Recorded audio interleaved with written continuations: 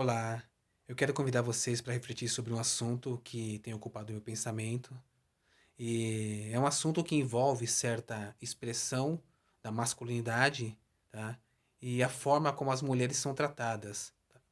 Nesse modelo, aparece também a questão da influência de certas pessoas a partir das plataformas digitais, que divulgam essa forma de masculinidade, fazendo com que ela seja considerada natural e até mesmo a única possível. Para a gente pensar juntos, eu proponho então uma questão inicial. Ser homem hoje, o que é? Bom, ser homem tem a ver com a ideia que temos da masculinidade. Portanto, é importante a gente compreender o que se quer dizer com essa palavra e como a masculinidade é entendida em nossos dias. Bom, dá para considerar que, originalmente, masculinidade deve ser entendida como o conjunto dos caracteres fisiológicos masculinos. Isso quer dizer que são características próprias do modo de ser do homem. Só que, para além do aspecto biológico, a masculinidade, de um modo muito prático, é construída ao longo da história. E isso principalmente de acordo com aspectos culturais. Por isso ela sofre mudanças é, relativas, né, com o passar do tempo. Por exemplo, tem certas coisas que eram consideradas másculas num determinado país, em uma determinada época, sei lá, pode pegar a França do século XIX, e que não são consideradas tão másculas hoje. Só que tem uma ideia que parece sempre estar ligada ao conceito de masculinidade. E essa ideia é a ideia de virilidade. Essa palavra vem do latim vir e quer dizer homem.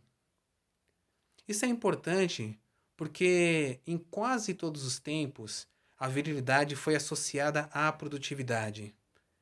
E se considerava que alguns fatores fisiológicos, tais como a força muscular e a resistência física, fatores que influenciavam diretamente na capacidade, né, de produção, eram mais desenvolvidas pelos homens. Não porque as mulheres trabalhassem ou produzissem menos. Pelo contrário, mas sim porque as circunstâncias daqueles modelos comunitários eram determinadas por aspectos sociais onde predominava o poder do macho. No mundo contemporâneo, o desenvolvimento dessa situação geral, né, na sociedade capitalista deu origem a um modelo de masculinidade que se apoia num significado quantitativo, ou seja, que tem a ver com quantidade.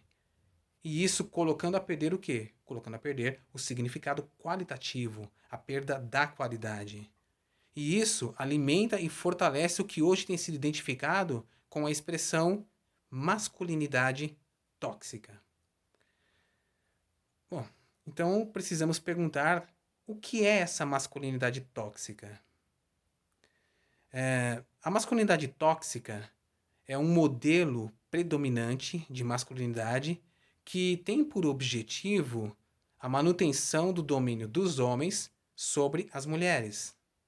Nós podemos dizer que todas as principais áreas da vida humana onde a masculinidade tóxica é vivida, o outro, nas relações, é degradado e constituído como um sinal de poder e de status do homem, e é submetido a uma condição marcada pela violência e pela agressão.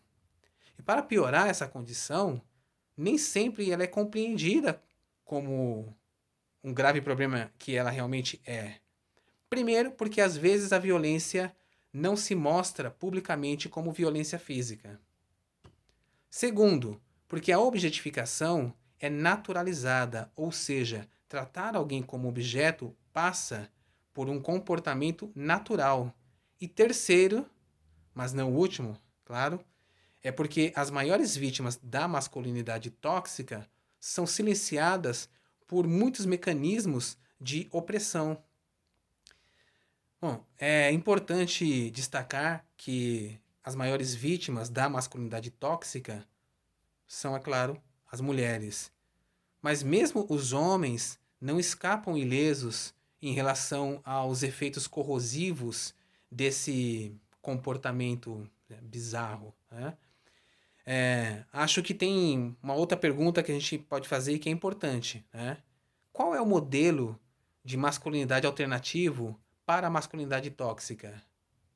Ou, ou podemos perguntar, é possível definir uma masculinidade não tóxica, uma masculinidade saudável?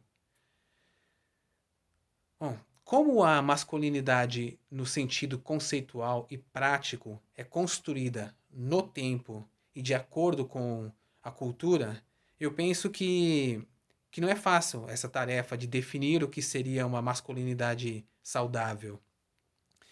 Porém, acredito que, refletindo em comparação com a masculinidade tóxica, é possível chegar a uma, sei lá, uma descrição aproximada e talvez assim provisória, né, de uma masculinidade saudável. Bom, eu sei que a nossa vida não é dividida de forma exata. As várias dimensões do viver se cruzam, se interpenetram e se atravessam. Mas, como um exercício de pensamento, consideremos separadamente pelo menos três campos comuns de nossa vida.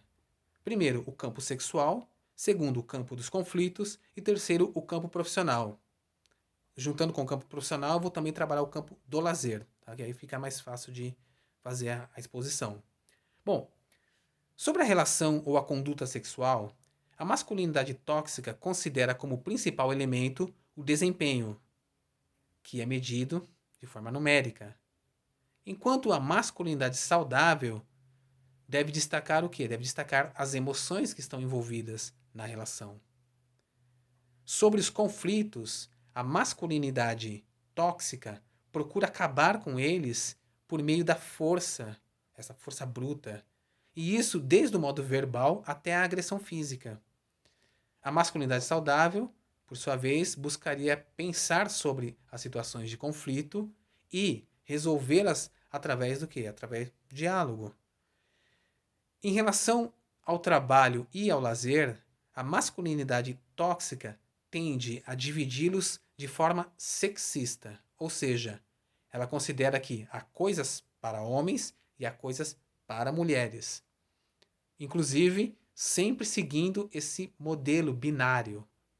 A masculinidade saudável, pelo contrário, acerca desses temas, procuraria o quê? Procuraria considerar a possibilidade de algo como a vocação de cada pessoa, ou a sua inclinação, ou ainda aquilo que venha a realizar as suas potencialidades e a satisfazer os seus anseios, a realizar os seus sonhos, tá?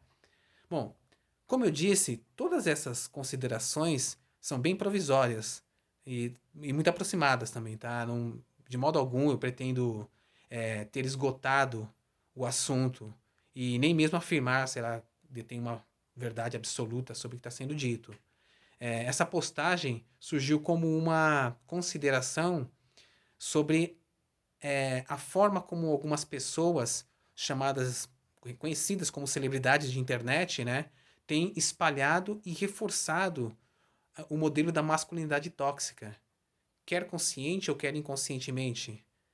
Porém, a maior motivação dessa reflexão foi saber que muitas pessoas que não compartilham com esse modelo estão engrossando as fileiras dos seguidores dessas celebridades que o divulgam. Não estou pregando aqui o que tem sido chamado de cultura do cancelamento, tá? Em hipótese alguma. Eu só quero convidar as pessoas para que reflitam se seguir alguém que trata as mulheres como objetos e que não demonstra ver e nem respeitar nelas o seu valor humano é uma atitude coerente com o que sabem de si mesmas, de seus valores e de sua história. E, em especial, eu proponho uma última pergunta. E essa pergunta é dirigida aos homens, dirigida aos rapazes. O modelo de masculinidade que essas celebridades são exemplos contribui para a formação do tipo de homem pelo qual você quer ser reconhecido?